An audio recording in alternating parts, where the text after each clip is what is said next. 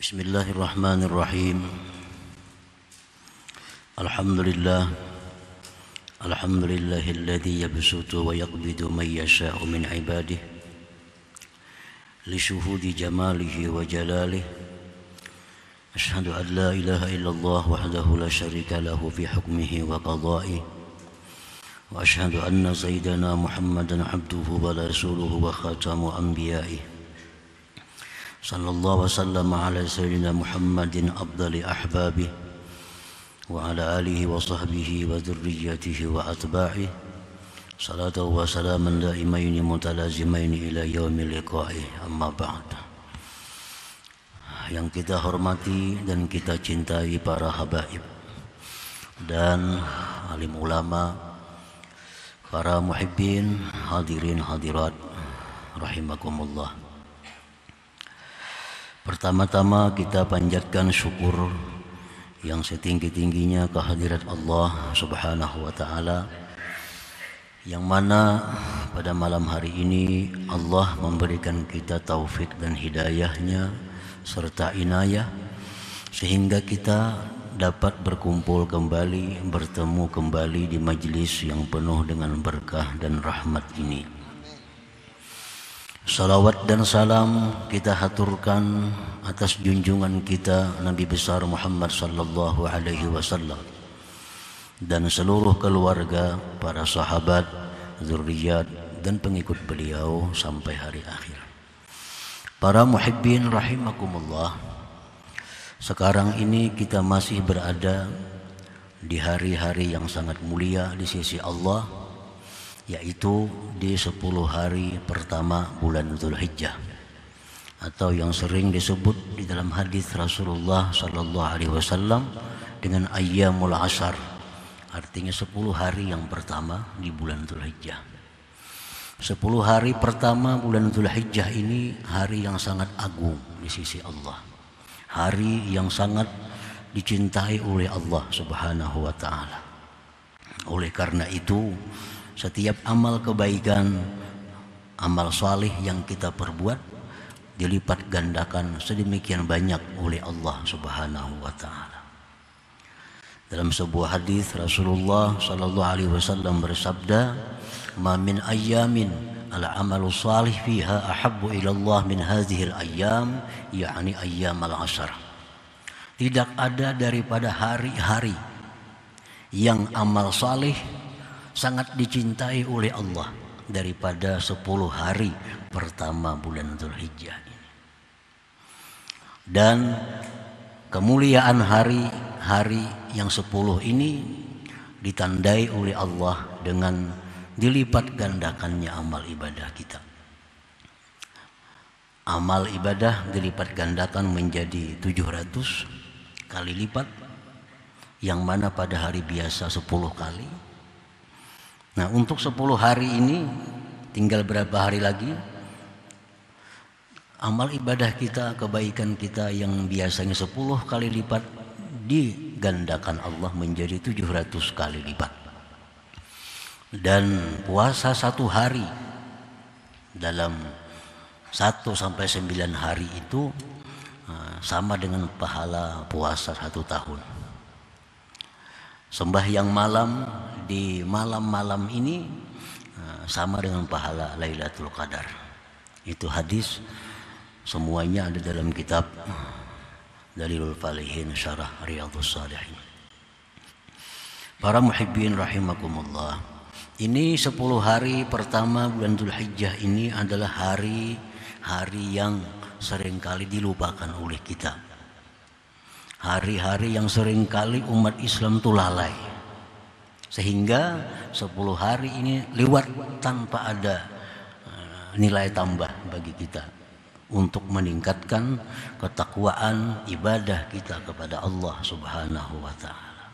Padahal kedudukan hari-hari yang 10 ini sangat tinggi di sisi Allah Subhanahu wa ta'ala.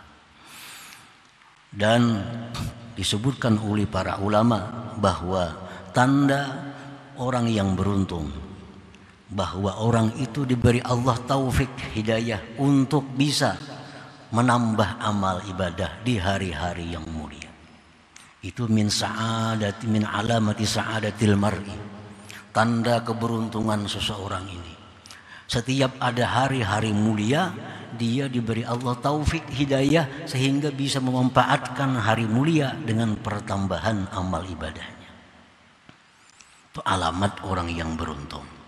Dia selalu dapat kesempatan bila ada hari-hari mulia, dia tambah amal ibadahnya. Nah, misalnya ini 10 hari pertama ini, hari-hari yang perlu kita tinggalkan perbuatan-perbuatan yang tidak bermanfaat, kita tinggalkan perbuatan yang sia-sia, kita isi dengan memperbanyak amal ibadah, baik itu salawat, baik itu zikir, baik itu puasa, baik itu sedekah, baik itu menolong orang lain. Pokoknya setiap ibadah hendaknya dimaksimalkan di 10 hari pertama bulan Dzulhijjah ini.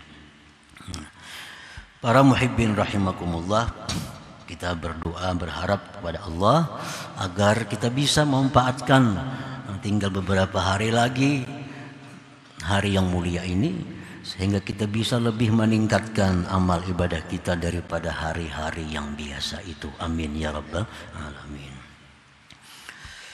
Para muhibbin rahimakumullah, al-hikmatu tsaminah wal arba'un ba'dal mi'ah min al-hikamil ataiyah.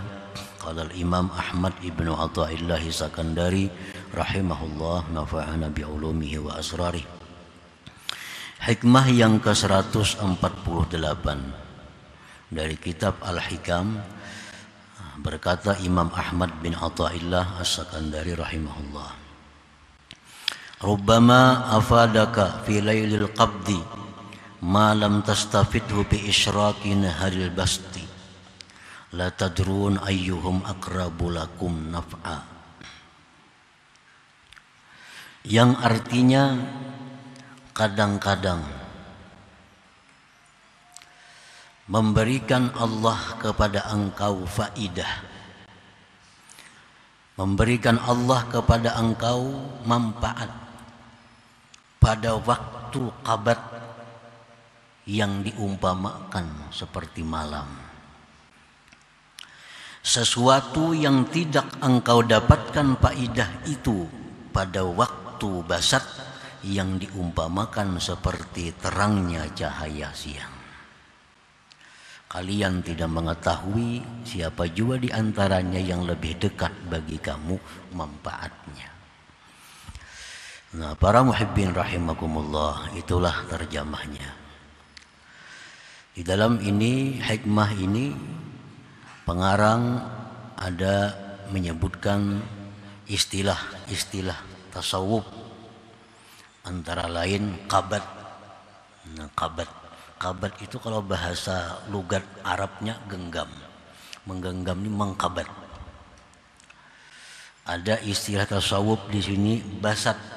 Basat itu artinya membuka. Tangan yang terbuka ini disebut basat. Tangan yang digenggam itu disebut qabat.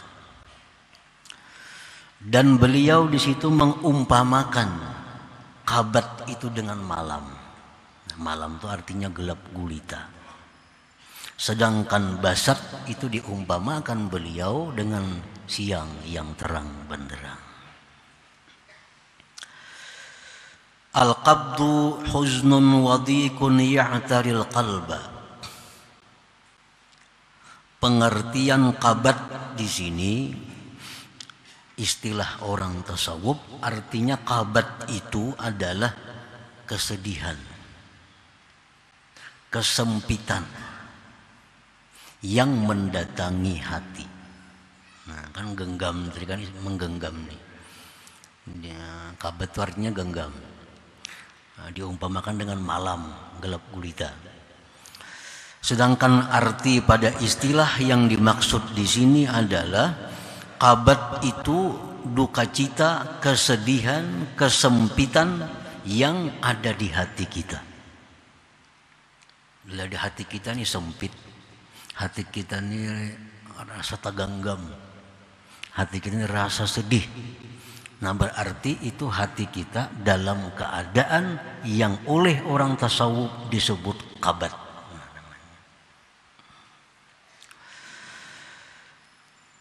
Kenapa datangnya kesedihan, kesempitan itu di dalam hati tadi? Imma ada kalanya datang bisa babi fawati margub dengan sebab keluputan yang digemari. Sebab kehilangan yang disukai. Baik itu perkara duniawi atau perkara akhirat. Orang yang hartanya berkurang. Hartanya berkurang. Nah, ini orang bisa hatinya menjadi kabat, menjadi sedih, menjadi sempit. Orang yang menghendaki salat tahajud di malam hari, tahu-tahu bangunan orang sudah sembahyang subuh. Nah, kepingin tahajud malam, sekali bangun jam 6, maka hatinya sedih. Nah, ini kabat. Imma bisababi bawati margubin au adami husuli matlubin, atau sedih dalam hati tadi datangnya akibat tiada berhasil yang dituntut, tiada tercapai cita-cita, baik urusan duniawi atau urusan akhirat. Urusan dunia dia menargetkan hari ini, minggu ini mesti dapat duit 1 juta rupiah. Ternyata kada dapat itu. Lalu hatinya ini sedih. Urusan akhirat dia menargetkan bahwa dalam seminggu dia mesti khatam Al-Quran. Tahu-tahu ada halangan rintangan, seminggu separuh aja belum. Nah, lalu hatinya sedih. Ini kabat. Au bighairi sababin ma'lum, atau tanpa ada sebab yang diketahui. Kenapakah hati sedih nih? Padahal kada ada kehilangan apa-apa, kada ada gagal apa-apa, tapi kenapa hati sedih? Nah, itu mungkin sering dijumpai. Hati rasa gelisah, hati rasa kada nyaman, padahal kada ada yang hilang. Kada ada yang berkurang, kada ada yang gagal, tapi tiba-tiba kenapa hati jadi sempit? Nah, itu adalah bighairi sabab, tanpa ada sebab maklum yang kita ketahui. Oleh para ulama sufi, itu sebab yang tidak diketahui tadi itu adalah merupakan bekas daripada tajalli kebesaran Allah. Nah, ini Allah menampakkan sifat keperkasaannya. Lalu masuk ke dalam hati kita, nah, otomatis hati kita jadi takutan, hati kita jadi sedih. Padahal secara zahir kan ada sebab yang membuat hati sedih. Nah, itu tanpa ada sebab yang diketahui. Nah, para muhibbin rahimakumullah. Jadi kabat tadi adalah artinya duka cita, hati sempit, hati sedih karena keluputan yang diinginkan, atau tiada berhasil yang dicari, atau tidak diketahui sebabnya.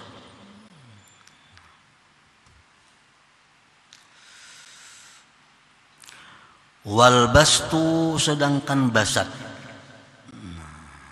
Basat itu artinya farahun wan syirah ya'taril qalba imma bisababi husuli matlub awin difa'i makruhin aw bighairi sababin ma'lum. Basat itu artinya kegembiraan, keterbukaan, kelapangan yang datang ke dalam hati, ada kalanya dengan sebab berhasil yang dicari, atau terhindar dari yang tidak diingini, atau tanpa ada sebab yang diketahui. Kan apakah hati pina lapang, pina nyaman, padahal kan ada sesuatu yang datang apa-apa. Nah, itu hati kita dalam keadaan basat, tanpa ada sebab yang kita ketahui. Kalau kita berhasil mencapai sesuatu, lalu hati kita senang, itu ada sebab. Kita mestinya karena musibah, lalu selamat, hati kita senang, itu ada sebab. Tapi ada orang hati senang tanpa ada sebab yang diketahuinya.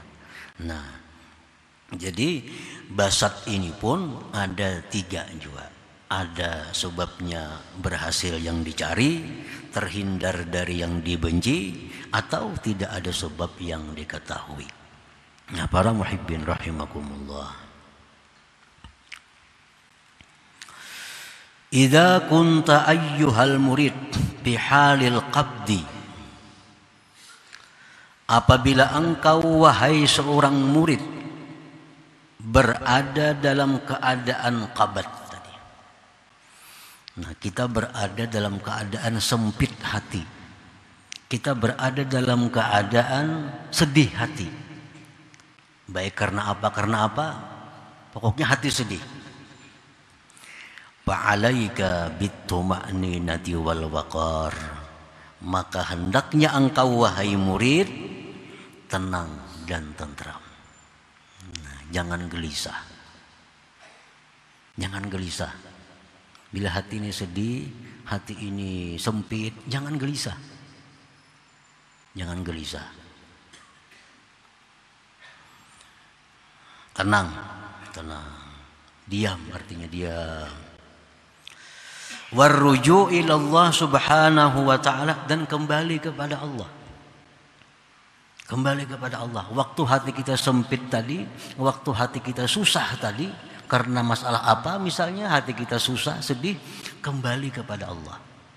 Memperbanyak zikir, memperbanyak tasbih Nabi Yunus, la ilaha illa anta subhanaka inni kuntu minaz zalimin. Seperti doa Nabi Yunus. Nabi Yunus itu di dalam perut ikan, di dalam laut, dalam perut iwak ini, di dalam laut pula. Bagaimana kabatnya hati beliau saat, bagaimana sedih, sempitnya hati beliau.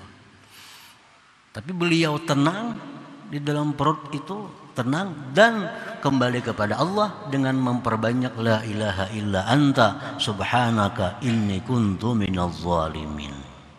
La ilaha illa anta subhanaka inni kuntu minaz zalimin.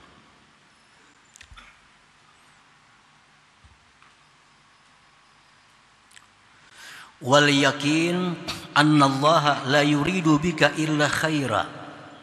Dan yakini bahwa Allah tidak menghendaki engkau kecuali kebaikan dengan hati yang sedih tadi. Yakini itu, yakini bahwa Allah menghendaki baik dengan keadaan yang susah ini. Wala taltafit ilal basti, dan jangan engkau menoleh kepada kegembiraan. Artinya jangan hendak mencari kegembiraan baik kepada Allah apalagi kepada makhluk Allah. Kalau Allah sedang memperbuat sesuatu kepada kita yang menyebabkan hati kita sedih, kita diam, tenang, banyak zikir, tasbih tadi. Yakini bahwa ini pasti ada kebaikan yang akan diberikan Allah kepadaku. Jangan minta hilangkan kesedihan itu. Jangan minta bukakan kesempitan itu. Nah, kenapa sebabnya? Jangan minta dilapangkan, jangan minta dibukakan, karena pada waktu itu, pada waktu sempit itu kita bisa mendapat sesuatu faidah yang tidak kita dapati pada waktu kita senang. Nah, rubbama afadaka fi lailil qabdi ma lam tastafidhu bi isyraqin nahar pasti. Mungkin di waktu kita sedih itu kita akan banyak mendapat sesuatu yang tidak kita dapatkan pada waktu kita senang. Tunggu sampai kena Allah yang memindahkan keadaan kita kepada keadaan senang itu. Perbanyak zikir, perbanyak salawat. Jangan minta pindahkan keadaan kepada keadaan senang. Karena kita yakin bahwa ini Allah akan memberikan kebaikan yang banyak kepada kita. Itu lebih baik daripada kita minta kepada Allah dilapangkan. Berzikir aja. Baca Quran kah, berzikir kah. Karena Nabi kita telah menyatakan bahwa orang yang berzikir kepada Allah, orang yang membaca Al-Quran itu akan diberi oleh Allah lebih daripada orang yang minta kepada Allah. Dalam kesusahan nih, ya Allah lapangkanlah hambamu, itu doa. Ini kada berdoa dalam keadaan susah, berzikir dibanyakinya la ilaha illallah atau Allah Allah, baca Quran, Allah akan beri orang ini lebih daripada orang yang minta. Lebih daripada orang yang lebih abdal daripada orang yang minta-minta kepada Allah Subhanahu wa taala. Jadi bila dalam keadaan sedih, dalam keadaan sempit, diam ya. Jangan kujuk-kujuk ke sana kemari mencari ketenangan, jangan. Berdiam ya di kamar, diam ya di rumah, diam di rumah. Nah, kembali kepada Allah, banyaki zikir, banyaki salawat. Yakini bahwa Allah pasti menghendaki kebaikan dengan yang demikian. Dan kada perlu minta kepada Allah untuk dilapangkan. Kada perlu, cukup dengan zikir lebih daripada doa. Lebih daripada doa. Nah itu waktu kita berada dalam keadaan kabat tadi. Makanya diumpamakan tadi kabat itu dengan malam yang gelap gulita. Orang bila malam tuh gelap gulita kagak nanti rumahnya kalau tuh mau lah pas itu kamari. Malam gelap gulita, kada ada lampu, kada ada bulan, diam di rumah. Nah waktu kabat itu pun diam. Wa idza kunta ayyuhal murid bihalil basti fa'alaika bikaffil jawarih amma la yaliku bik lianna an-nafsa idza farihat khaffat wa nashitat la siyyamal lisan farubbama tantiku bi kalimatin la taliku bik fatasquta fi mahabil qati'ah wa 'alaika bilijami nafsik bilijamis samti wa 'alaika biluzumi baitik kaitaslam anil mazillah.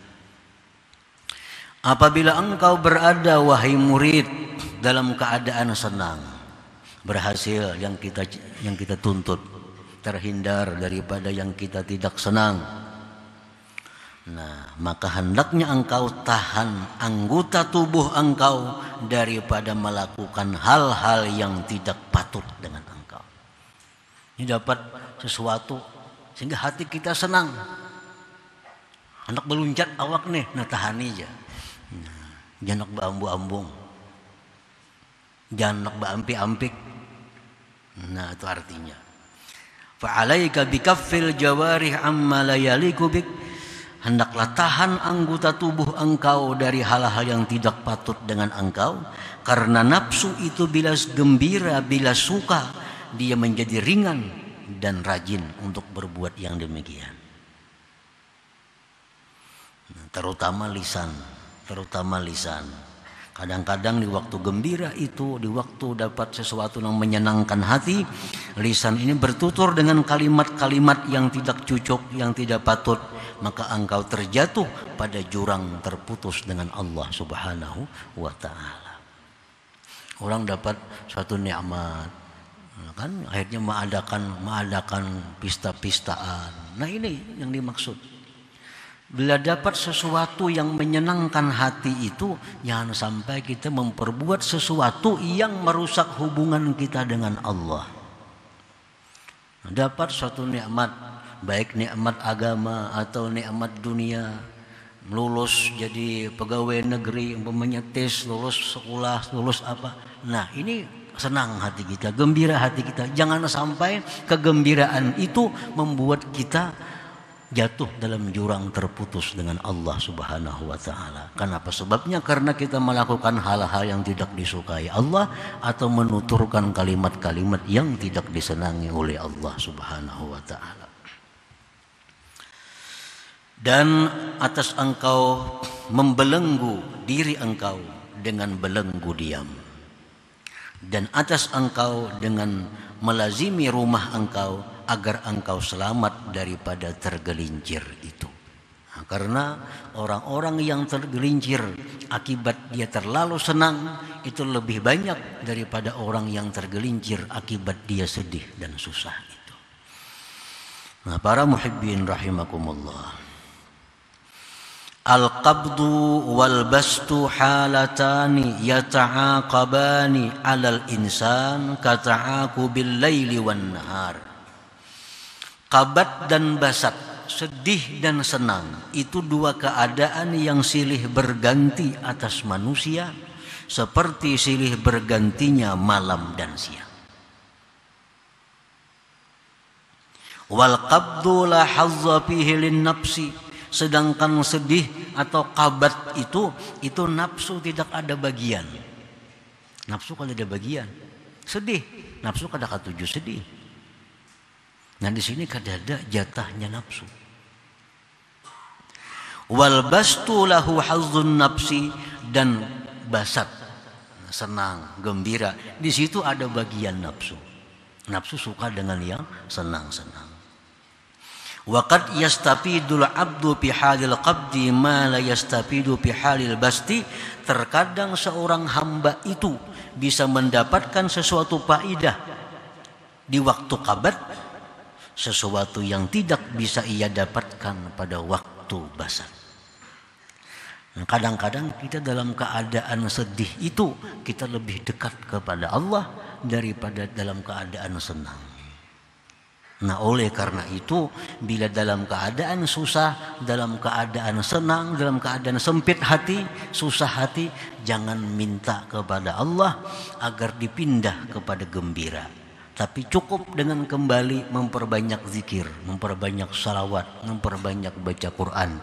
Nah nantinya Allah akan sendiri yang memindahkan keadaan kita tanpa permintaan daripada kita.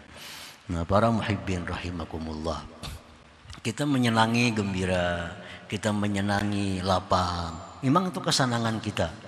Dan kita kadang menyukai hati ini susah, hati ini sempit. Dalam Al-Quran disebutkan asa an tuhibbu syai'an wa huwa syarrul lakum. Nah kadang-kadang kalian tuh mengingini sesuatu dari Tuhan padahal itu jahat bagi kamu. Dan kalian tuh kadang-kadang membenci sesuatu padahal itu kebaikan bagi kamu.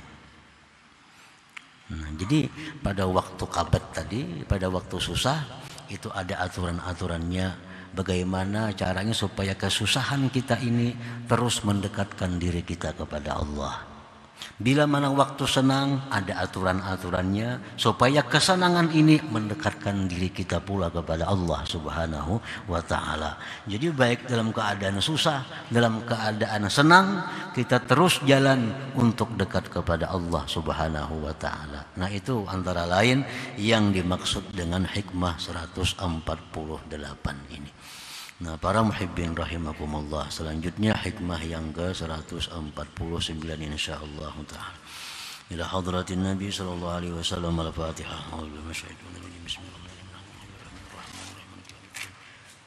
Iyyaka na'budu wa iyyaka nasta'in. Siratal ladzina an'amta 'alaihim ghairil maghdubi 'alaihim waladdallin. Amin.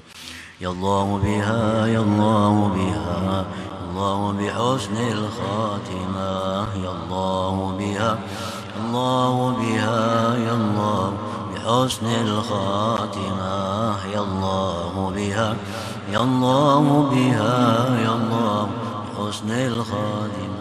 ويا أيها الرجل منه شفاعة صلوا عليه سلموا تسليما اللهم صل وسلم